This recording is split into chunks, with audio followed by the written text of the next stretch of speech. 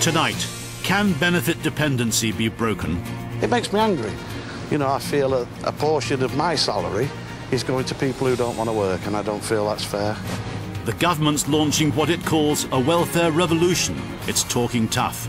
Somebody saying, I will not work, I refuse to work, even though there is work there for them, can't just turn around and expect to carry on receiving benefits. It's a wake-up call for the workless. You've got to grow up, look for a job. Can't keep sponging off the job centre. If you genuinely want to find work, stick your hand up. We follow the real-life struggle to find work. Anger. Government, anger at myself, anger at the course I was on, frustration. No nice feelings.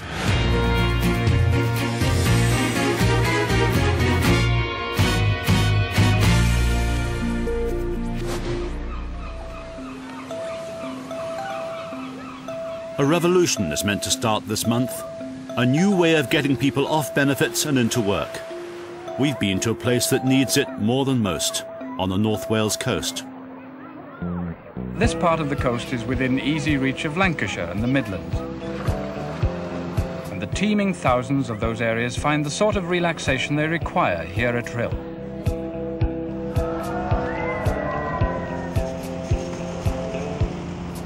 And Rhyl still means holiday memories for many people. When I was a kid, I came here with my grandparents, and it was kind of a happy place. Kind of tourists, beaches, fun fairs, popcorn, ice creams, all the fun stuff. But Rhyl's fallen on hard times. Holidaymakers have left for foreign beaches. Hotels and B&Bs have closed down.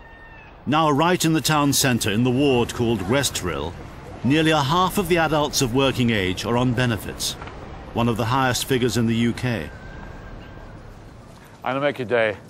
I'm going to give you a stick of Panorama rock. We're doing a programme about getting people off welfare into work, and that's why we come to Rhyl. Fantastic. Now, why have you said fantastic? Well, because I've been in the workforce now for 40 years and never had a day off work, and I believe that if you want to work, there's work out there. It's very hard to recruit. People just don't want the jobs. My daughter, she's actually working, but she's trying to improve herself, and she can't. She's hundreds and hundreds of application forms she's sent off, and nothing. Let's get people back to work. Because?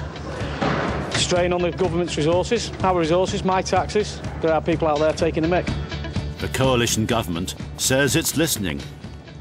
We've got communities, I think, that are being driven down by the level of benefit dependency in them. We're saying it's time for that to change. We need to transform the lives of those people. We need to support those who cannot work, but we've got to give those who can that extra bit of push and that extra bit of support to make sure they do.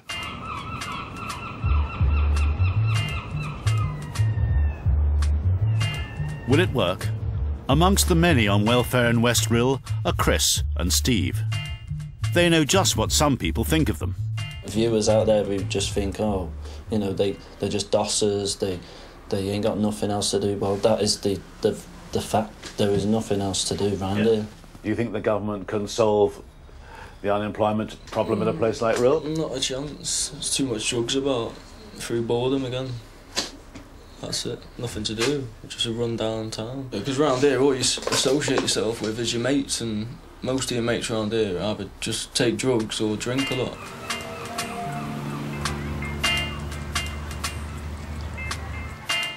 Christine lives in West Rhyl too.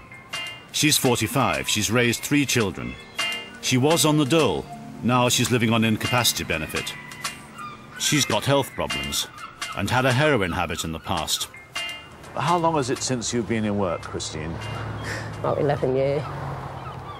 11 years? Yeah. How long is it since you've wanted to be in work?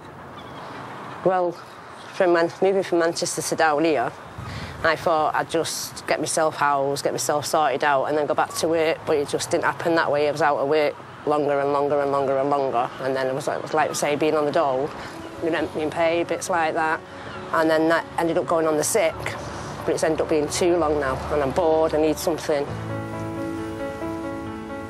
And then there's Adam, living in West Rhyl and frightened of the world he's now part of.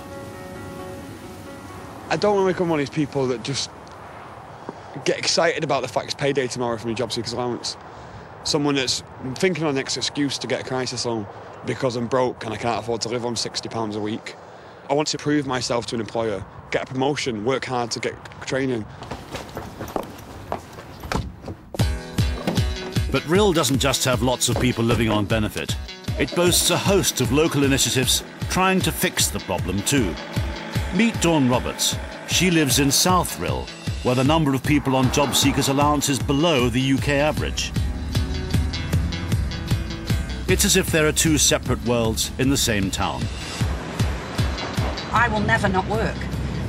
One of the chaps on the street that I live on got made redundant, and he within 2 weeks he had a job. We just knew he would get a job.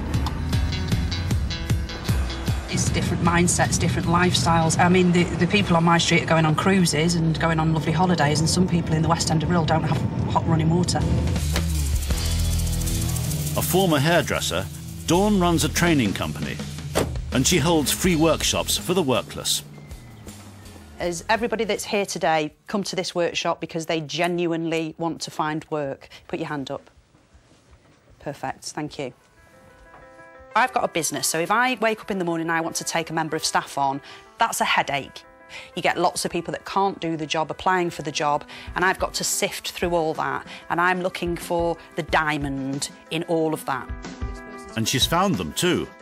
She's hired people who were on the dole. If you go in like this, morning, come for the interview, what do you think people think about that? Not interested in the job. They think, well, they're a barrel of laughs, can't wait to employ them. This is the world, it is survival of the fittest. It is, you know, the people that are really determined to get a job will get the jobs. You've got to look the business to do the business, really. For some people, these are desperate times. They've had 20, 40 rejection letters. So, you know, we're saying to them, in order for you to get a job, you're going to have to do something that is maybe alien to you, which is sell yourself. What did you think about your couple of hours with Dawn this morning? Brilliant. Brilliant. I enjoyed it. They learned me a lot. If we don't encourage people to try and do something to change their circumstances, what's the alternative? Just roll over and die. You know, we can't. This is my world. This is where I live. I live in Rhyl. I don't want part of it to die. Can Rhyl show the government the way? On the seafront down by the bowling green, there's a showpiece project to get people off welfare. Just a building site today. But Suzanne and Alison have grand designs. All the learners and all the staff that week have had Monday and Tuesday as days off. This is going to be the Taste Academy, a cafe restaurant with a difference. Most of the staff will previously have been on benefits. We're planning to open the week between Easter weekend and the wedding. Hoping, planning? We're going to do it. We're going to do it, like, no decision made. Which leaves just a few weeks before the royal wedding to turn all this into a busy working kitchen.